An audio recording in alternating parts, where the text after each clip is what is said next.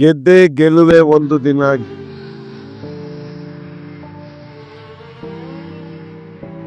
ಗೆಲ್ಲಲೇಬೇಕು ಒಳ್ಳೆತನ.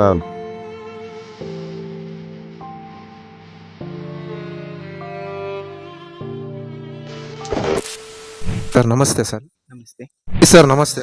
ನಮಸ್ತೆ sir. Sir ನಮಸ್ತೆ ಸರ್. ನಮಸ್ತೆ ಸರ್. ಸರ್ ನಮಸ್ತೆ ಸರ್. Hi sir. ನಮಸ್ತೆ ಸರ್. ನಮಸ್ತೆ ಸರ್. ತಮ್ಮ ಹೆಸರು ಸರ್? ಪ್ರವೀಣ್ ಅಂತ. ವೆಂಕಟೇಶ್ ನಾಯಕ್ ಅಂತೇಳಿ. ಪಂಚಾಕ್ಷರಿ ಅಂತ. ರಘು ಅಂತ. ಪ್ರಶಾಂತ್ ಸರ್. ಸರ್ ತಮ್ಮ ಊರು ಯಾವ್ದು sir? Chikkodi. Raichur district ಲಿಂಕ್ಸೂರು. Sir Belgaum district Gokak taluk ನಾಗ. ಧಾರವಾಡ ಬಂದು ಎಷ್ಟು ವರ್ಷ ಆಯ್ತು? 5 ವರ್ಷ. ನೀವು ಧಾರವಾಡಕ್ಕೆ ಬಂದು ಎಷ್ಟು ವರ್ಷ ಆಯ್ತು ರೀ? ಇವಾಗ 6 ಮಂತ್ ಆಯ್ತು ಸರ್. ಧಾರವಾಡಕ್ಕೆ ಬಂದು ಎಷ್ಟು ವರ್ಷ ಆಯ್ತು ರೀ? ನಂದು 3.5 ತಿಂಗಳು. ಧಾರವಾಡಕ್ಕೆ ಬಂದು ಎಷ್ಟು ವರ್ಷ ಆಯ್ತು ರೀ? ಇವಾಗ 15 ದಿವಸ ಆಯಿತು ಅಷ್ಟೇ ಬಂದು. ಧಾರವಾಡಕ್ಕೆ ಬಂದು ಎಷ್ಟು ವರ್ಷ ಆಯ್ತು? 3 ತಿಂಗಳು. ಓಕೆ, ಇವತ್ತು ಧಾರವಾಡದಲ್ಲಿ ಏನೇನೆಲ್ಲ ನಿಮಗೆ ಚೇಂಜಸ್ ಅನಿಸ್ತಾ ಇದೆ? ಯಾವ ಥರ ಧಾರವಾಡ ನಿಮ್ಗೆ ಫೀಲ್ ಅನಿಸ್ತಾ ಇದೆ? ಒಂದು ಮಾತು ಹೇಳಿ. ಧಾರವಾಡ ಇದು ವಿದ್ಯಾಕಾಶಿ ಅಂತ ಎಲ್ಲರಿಗೂ ಗೊತ್ತು. ಇಲ್ಲಿ ಎಜುಕೇಷನ್ ಪಡೀಲಿಕ್ಕೆ ಒಳ್ಳೆ ಒಂದು ಅವಕಾಶ ಸಿಗುತ್ತೆ ಅಂತ. ಚೆನ್ನಾಗಿದೆ ಓದೋಕ್ಕೆ ಎಲ್ಲ. ಓದೋರ್ಗಂತೂ ಬೆಸ್ಟ್ ಪ್ಲೇಸ್ ಇದು. ಆಮೇಲೆ ಏನೋ ಕನ್ಸು ಕಟ್ಕೊಂಡು ಬಂದಿರ್ತಾರಲ್ಲ ಅವ್ರಿಗಂತೂ ವಿದ್ಯಾಕಾಶಿನೇ ಅಂತಲೇ ಹೇಳ್ಬೋದು. ಹುಡುಗರನ್ನೆಲ್ಲ ನೋಡಿದ್ರೆ ಅವ್ರು ಓದೋ ಇದನ್ನದು ನೋಡಿದ್ರೆ ನಮಗೂ ಅವ್ರು ನೋಡಿ ಓದ್ಬೇಕಂತೇಳಿ ಮತ್ತೆಲ್ಲ ಈ ಎನರ್ಜಿ ಥರ ಅನಿಸ್ತೈತಿ. ಧಾರವಾಡ ಒಟ್ಟು ತುಂಬ ಚೆನ್ನಾಗೈತೆ. ಆದರೆ ಅವರು ಮೇಲೆ ಡಿಪೆಂಡ್ ಆಗುತ್ತೆ, ಅವರು ಹೆಂಗೆ ಬಳಸ್ಕೊಂತಾರೆ ಹಂಗೆ. ಕೆಲವರು ಓದಕ್ಕಂತ ಬರ್ತಾರೆ, ಬೇರೆ ಬೇರೆದಕ್ಕೆ ಯೂಸ್ ಮಾಡ್ಕೊತಾರೆ. ಆದರೆ ನಾವು ಯಾವ ಹಂಗೆ ಯೂಸ್ ಮಾಡ್ಕೊತೀವೋ ಏನೇ ಆಗಲಿ ಹಂಗೆ ಯೂಸ್ ಆಗುತ್ತೆ. ಒಂಥರ ಇಲ್ಲಿ ಓದ್ಬೇಕನ್ನೋ ವೈಬ್ ಐತಿ. ಕಾಂಪಿಟೇಟಿವ್ ಎಕ್ಸಾಮ್ ಓದಕ್ಕೆ ಚಲೋ ಐತಿ, ಓದ್ಬೋದು. ಇಲ್ಲಿ ಲೈಬ್ರರಿ ಎಲ್ಲರೂ ಚೆನ್ನಾಗಿದ್ದಾರೆ, ಓದಕ್ಕೆಲ್ಲ ವಾತಾವರಣ ಚಲೋ ಐತಿ. 20 ದಿನದಿಂದ ಚಾನಲ್ ನ ಸಬ್ಸ್ಕ್ರೈಬ್ ಮಾಡಿದೀವಿ ನಾವು. ತಮ್ಮನಲ್ಲಿರೋ ಪ್ರಶ್ನೆ ಬಿಟ್ಟು ಏನೇನೋ ಕೇಳ್ತಿದ್ಯಲ್ಲ ಯಾ? ಮಧ್ಯೆ ಮೈಕ್ ಹಿಡ್ಕೊಂಡು ತರಲ ಪ್ರಶ್ನೆ ಹಾಕ್ತಾ ಇದೆಯಲ್ಲ, ಯಾವನೇ ನೀನು?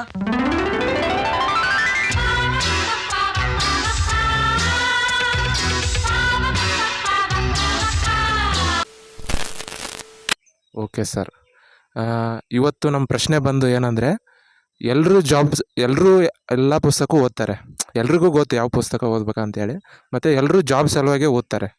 ಬಟ್ ಎಲ್ರದ್ದು ಜಾಬ್ ಆಗೋಲ್ಲ. ಏನು ಕಾರಣ ಇರ್ಬೋದು? ಏನು ಮಿಸ್ಟೇಕ್ ಮಾಡ್ತಾ ಇರ್ಬೋದು? ಯಾವ ಕಾರಣಕ್ಕೋಸ್ಕರ ಎಲ್ರಿಗೂ ಜಾಬ್ ಆಗೋಲ್ಲ? ನಿಮ್ಗೇನು ಅನಿಸಿದ್ದೆ ಹೇಳಿ.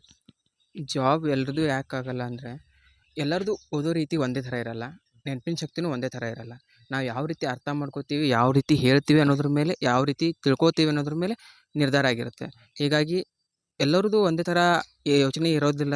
ಆ ರೀಸನ್ನಿಂದ ಜಾಬ್ ಒಬ್ರಿಗೆ ಆಗುತ್ತೆ, ಒಬ್ರಿಗೆ ಆಗಲ್ಲ. ಮತ್ತು ಕಾಲ್ಫಾರ್ಮ್ ಕಮ್ಮಿ ಇರುತ್ತಲ್ಲ, ಹೀಗಾಗಿ ಎಲ್ಲರಿಗೂ ಜಾಬ್ ಆಗಲೇಬೇಕಂತ ಇರಲ್ಲ. ಯಾರು ಹೆಚ್ಚು ಎಫರ್ಟ್ ಹಾಕ್ತಾರೆ, ಪರಿಶ್ರಮ ಇರುತ್ತೆ, ಲಕ್ ಇರುತ್ತೆ, ಎಲ್ಲ ಮಿಕ್ಸ್ ಆಗಿ ಜಾಬ್ ಜಲ್ದಿ ಸಿಗುತ್ತೆ ಅಷ್ಟೇ. Okay sir, thank you sir. Okay, ನಮ್ದು ಇವತ್ತು ಕ್ವಶನ್ ಬಂದು, ಎಲ್ರಿಗೂ ಗೊತ್ತು ಏನು ಬುಕ್ಸ್ ಓದ್ಬೇಕಂತ, ಏನು ರಿಸೋರ್ಸಸ್ ಓದ್ಬೇಕಂತ, ಮತ್ತು ಎಲ್ಲರೂ ಬಡತನ ಕುಟುಂಬದಿಂದನೇ ಬಂದಿರೋದು. ಎಲ್ಲರೂ ಜಾಬ್ ಮಾಡ್ಕೊಂಡು ಹೋಗೋಕ್ಕಾಗಲ್ಲ. ಯಾಕಾಗಲ್ಲ ಅನ್ನೋದು ಒಂದು ರೀಸನ್ ನಿಮ್ಗೆ ಅನಿಸಿದ ಪ್ರಕಾರ? ನನಗನ್ಸಿರೋದು ಏನಂತಂದರೆ, ಬರ್ತಾರೆ ಎಲ್ಲರೂ ಧಾರವಾಡಕ್ಕೆ ಬರ್ತಾರೆ, ಒಂದು 2-3 ಮಂತ್ ಕರೆಕ್ಟಾಗಿ ಕ್ಲಾಸಿಗೆ ಕೂಡ್ತಾರೆ, ಕೋಚಿಂಗ್ ತೊಗೊತಾರೆ. ಇಲ್ಲ ಯಾವುದಾದ್ರೂ ಸಿಲೆಬಸ್ ಬೇಸ್ ಮೇಲೆ ಒಂದು ಬುಕ್ ತೊಗೊಂಡು ಓದ್ಕೊಂಡು ಕುಂತಿರ್ತಾರೆ. ಆಮೇಲೆ ಬರ್ತಾ ಏನಾಗುತ್ತೆ ಅಂತಂದರೆ ಇಂಟ್ರೆಸ್ಟ್ ಕಳ್ಕೊತಾರೆ. ಬಂದು 2-3 ತಿಂಗಳಿಗೆ ಕಾಲ್ಫಾರ್ಮ್ ಆಗ್ತಿಲ್ಲ, ನೋಟಿಫಿಕೇಷನ್ ಆಗ್ತಿಲ್ಲ, ಓದೋಕ್ಕಾಗ್ತಿಲ್ಲ, ಯಾವ ಸಬ್ಜೆಕ್ಟ್ ಓದಬೇಕಂತ ಗೊತ್ತಾಗ್ತಿಲ್ಲ ಅಂತ ಅವ್ರಿಗೆ ಹೇಳಿ ಕನ್ಫ್ಯೂಸ್ ಆಗಿಬಿಡ್ತಾರೆ. ಹಾಗೆ ಆಮೇಲೆ ಡ್ರಾಪ್ಔಟ್ ಮಾಡೋಕ್ಕೆ ಸ್ಟಾರ್ಟ್ ಮಾಡ್ತಾರೆ. ಇಲ್ಲ ತಿರುಗಾಡೋದು, ಇಲ್ಲ ಲೈಬ್ರರಿಗೆ ಹೋಗಿ ಸುಮ್ಮನೆ ಕೂತ್ಕೊಳ್ಳೋದು, ಈ ಥರ ಎಲ್ಲ ಮಾಡಿ ಟೈಮ್ ವೇಸ್ಟ್ ಮಾಡಿಕೊಂಡು ಕಾನ್ಫಿಡೆನ್ಸ್ನ ಕಳ್ಕೊತಾರೆ ಅಷ್ಟೇ. ಓಕೆ, ನಾವು ಯಾವಾಗಲೂ ಮೋಟಿವೇಟೆಡ್ ಆಗಿ ಇರಬೇಕು. ಮೋಟಿವೇಟೆಡ್ ಆಗಿ ಓದ್ಬೇಕಂದ್ರೆ ಯಾವ ಥರ ಇರಬೇಕು ಅಂತ? ಅದೇ ನಾವು ಬರೋಕ್ಕಿಂತ ಮುಂಚೆ ಹೇಗಿದ್ವಿ, ಬಂದಮೇಲೆ ಏನು ಮಾಡ್ತಿದ್ವಿ, ಮುಂದೆ ಏನು ಮಾಡ್ಬೇಕು ಅಂದ್ಕೊಂಡಿದ್ದೀವಿ ಅನ್ನೋದನ್ನು ತಲೆಯಲ್ಲಿ ಇರಬೇಕು ಫಸ್ಟು. ಆಮೇಲೆ ನೋಡ್ಕೊಬೇಕು ಏನು ಪರಿಸ್ಥಿತಿ ಇದೆ, ಹಿಂದೇನಿತ್ತು, ಮುಂದೇನಾಗ್ಬೋದು, ಇವಾಗ ಏನಾಗ್ತಿದೆ ಅಂತ ಸ್ವಲ್ಪ ತಲೆಯಲ್ಲಿ ಅರಿವಿರಬೇಕು ಅಷ್ಟೇ.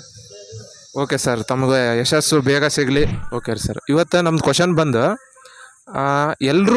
ಎಲ್ಲ ಬುಕ್ಸು ಗೊತ್ತು, ಏನು ಓದಬೇಕು, ಏನು ಬುಕ್ಸ್ ರಿಸೋರ್ಸಸ್ ಓದಬೇಕಂತ, ಮತ್ತು ಎಲ್ರಿಗೂ ಈ ಜಾಬ್ ಮಾಡ್ಕೊಳ್ಳೇಬೇಕು ಅನ್ನೋ ಒಂದು ಹಂಬಲದಿಂದ ಬಂದಿರ್ತಾರೆ. ಎಲ್ಲರೂ ಪೂರ್ ಬ್ಯಾಕ್ಗ್ರೌಂಡಿಂದ ಬಂದಿರ್ತಾರೆ. ನಾವು ಜಾಬ್ ಮಾಡ್ಕೊಂಡೇ ಹೋಗ್ಬೇಕು ಅಂತ ಧಾರವಾಡಕ್ಕೆ ಬಂದಿರ್ತಾರೆ. ಬಟ್ ಎಲ್ರಿಗೂ ಸಾಧ್ಯ ಆಗಂಗಿಲ್ಲ ಜಾಬ್ ಮಾಡ್ಕೊಂಡು ಹೋಗೋಕ್ಕೆ. ಏನು ಕಾರಣ ಇರ್ಬೋದು ನಿಮ್ಮ ಪ್ರಕಾರ? ಅಂದ್ರೆ ಒಬ್ಬೊಬ್ಬರು ಓದ್ತಿರ್ತಾರೆ, ವಾಪಸ್ ಇದನ್ನ ಮಾಡ್ತಿರಂಗಿಲ್ಲ. ಒಂದು ಫ್ರೆಂಡ್ಸ್ನ ಜಾಸ್ತಿ ಮಾಡ್ಕೊಂಡ್ಬಿಡ್ತಾರೆ. ಫ್ರೆಂಡ್ಸ್ ಜೊತೆ ಎಷ್ಟು ಜಾಸ್ತಿ ಇರ್ತಾರ, ಆ ಕಡೆ ಹೋಗೋದು ಈ ಕಡೆ ಹೋಗೋದು, ಅದೊಂಥರ ಇದಾಗಿಬಿಡ್ತೈತಿ.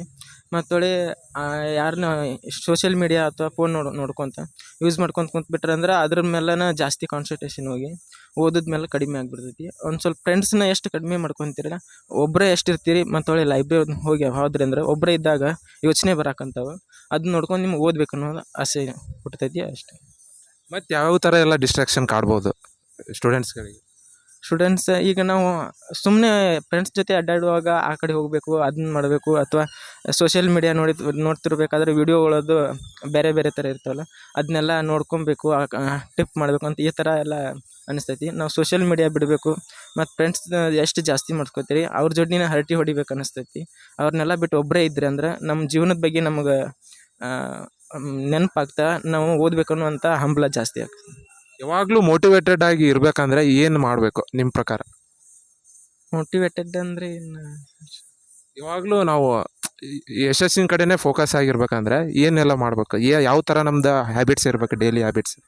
ನಾವು ಡೈಲಿ ಜಾಸ್ತಿ ಬುಕ್ಸ್ನ ಜಾಸ್ತಿ ರೆಫರ್ ಮಾಡ್ಕೊತಿರ್ಬೇಕು. ಫೋನ್ನ ಅವಾಯ್ಡ್ ಮಾಡ್ಬೇಕು.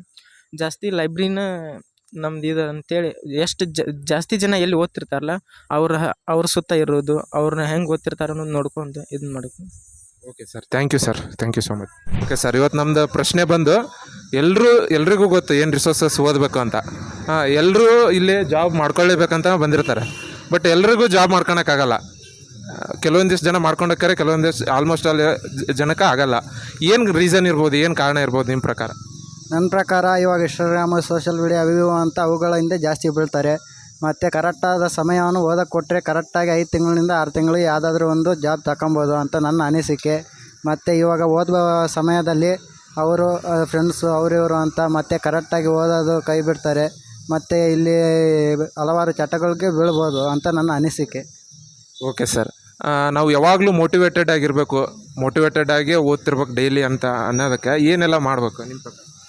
ಅವರೆಲ್ಲ ಅವ್ರ ಅಪ್ಪ ಅಮ್ಮನ್ನ ಮೋಟಿವೇಟಾಗಿ ತಗೊಬೇಕು. ಮತ್ತು ಮುಂದೆ ಬರಬೇಕನ್ನೋ ಒಂದು ಛಲ ಇದ್ದರೆ ಏನು ಬೇಕಾದರೂ ಆಗುತ್ತೆ ಸರ್.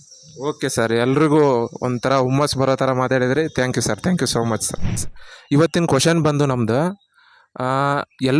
ಎಲ್ರಿಗೂ ಗೊತ್ತು ಏನು ಬುಕ್ಸ್ ಓದಬೇಕಂತ, ಮತ್ತು ಎಲ್ರಿಗೂ ಗೊತ್ತು ನಾವು ಜಾಬ್ ಮಾಡ್ಕೊಂಡೇ ಹೋಗ್ಬೇಕನ್ನೋ ಒಂದು ಹಂಬಲದಿಂದ, ಪುವರ್ ಬ್ಯಾಕ್ಗ್ರೌಂಡಿಂದನೇ ಇಲ್ಲಿ ಬಂದಿರೋದು. ನಾವು ಒಂದು ಜಾಬ್ ತಗೊಂಡು ಹೋಗ್ಬೇಕು. ಎಸ್ಪೆಷಲಿ ನಾವು ಉತ್ತರ ಕರ್ನಾಟಕದವರು ನಮ್ಗೆ ಜಾಬ್ ತಗೊಳ್ಳೇಬೇಕು. ಆದರೆ ಎಲ್ರಿಗೂ ಅದು ಸಾಧ್ಯ ಆಗಲ್ಲ. ಕೆಲವಷ್ಟು ಜನಕ್ಕೆ ಆಗುತ್ತೆ, ಆಲ್ಮೋಸ್ಟ್ ಆಲ್ ಒಂದು 90% ಜನಕ್ಕೆ ಆಗಲ್ಲ. ಏನು ಕಾರಣ ಇರ್ಬೋದು ನಿಮ್ಮ ಪ್ರಕಾರ? ಪೇಷನ್ಸ್ ಇರಲ್ಲ, ಎಲ್ರಿಗೂ ಪೇಷನ್ಸ್ ಇರಲ್ಲ, ಸರಿಯಾದ ಸೋರ್ಸ್ ಫಾಲೋ ಮಾಡಲ್ಲ, ಕೆಲವ್ರು ರಿಪಿಟೇಷನ್ ಮಾಡಲ್ಲ, ಆಗ ಬಿಟ್ಕೊಟ್ಬಿಡ್ತಾರೆ. ನಮ್ಮ ಕೈಲಿ ಆಗಂಗಿಲ್ಲ, ಆಗ ಬಿಟ್ಕೊಟ್ಬಿಡ್ತಾರೆ. ಇದೇ ಮೇನ್ ರೀಸನ್. ಕೆಲವೊಂದಿಷ್ಟು ಮಾನಸಿಕ ಖಿನ್ನತೆಗಳಿಗೆ ಒಳಗಾಗ್ತಾರೆ. ಅದ್ರ ಬಗ್ಗೆ ಏನು ಹೇಳ್ತೀರಾ? ಅಂದರೆ ಈಗ ರಿಕ್ರೂಟ್ಮೆಂಟ್ ಆಗ್ತಾ ಇಲ್ಲ, ಅದ್ರ ಬಗ್ಗೆ ಏನು? ಹೌದು, ರಿಕ್ರೂಟ್ಮೆಂಟ್ ಆಗ್ತಾಯಿಲ್ಲ. ಕೆಲವೊಂದಿಷ್ಟು ರಿಸರ್ವೇಷನ್ ಸಂಬಂಧ ಸಮಸ್ಯೆ ಆಗಿದೆ. ಕೆಲವೊಂದಿಷ್ಟು ಅವ್ರ ಕಾಸ್ಟ್ ಇದೆ. ನಮ್ದು ಈಗ 3rd ಬರುತ್ತೆ. ನಂದು ಲಾಸ್ಟ್ ಟೈಮ್ 72 ಅವರ್ ನನ್ನ ಫಿಸಿಕಲ್ ಬರಲಿಲ್ಲ. ಕೆಲವ್ರದ್ದು ಇಷ್ಟ ಆಗಲೇ ಬರಲಿಲ್ಲ ಅಂದರೆ ಬಿಟ್ಬಿಡ್ತಾರೆ. ಓದೋದು ಹಂಗೆ ಬಿಡಬಾರ್ದು, ಓದ್ಬೇಕು. ಮುಂದೆ ಯಾವ್ದಾರು ಒಂದು ಆಗುತ್ತೆ ಅಷ್ಟೇ. Okay sir, thank you sir. ನೋಡಿದ್ರಲ್ಲ ಸ್ನೇಹಿತರೆ, ನಮ್ಮ ವಿದ್ಯಾರ್ಥಿಗಳ ಅಭಿಪ್ರಾಯ ಯಾವ ರೀತಿ ಇತ್ತು ಅಂತ. ಧಾರವಾಡವು ಶಿಕ್ಷಣಕ್ಕೆ ಪ್ರಸಿದ್ಧವಾದಂಥದ್ದು, ವಿದ್ಯಾ ಕಾಶಿ ಎಂದೇ ಪ್ರಸಿದ್ಧವಾಗಿದೆ. ಇಲ್ಲಿ ಸಾವಿರಾರು ಹಿಂದುಳಿದ ಬಡ ವಿದ್ಯಾರ್ಥಿಗಳು ಶಿಕ್ಷಣಕ್ಕಾಗಿ, ಸರ್ಕಾರಿ ಉದ್ಯೋಗ ಪಡೆಯುವುದಕ್ಕಾಗಿ ಬರುತ್ತಾರೆ.